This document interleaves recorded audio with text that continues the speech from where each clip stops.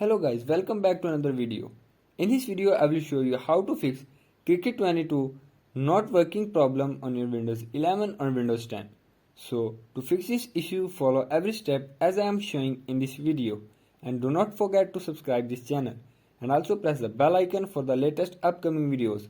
Hope so this will fix your problem and help you a lot.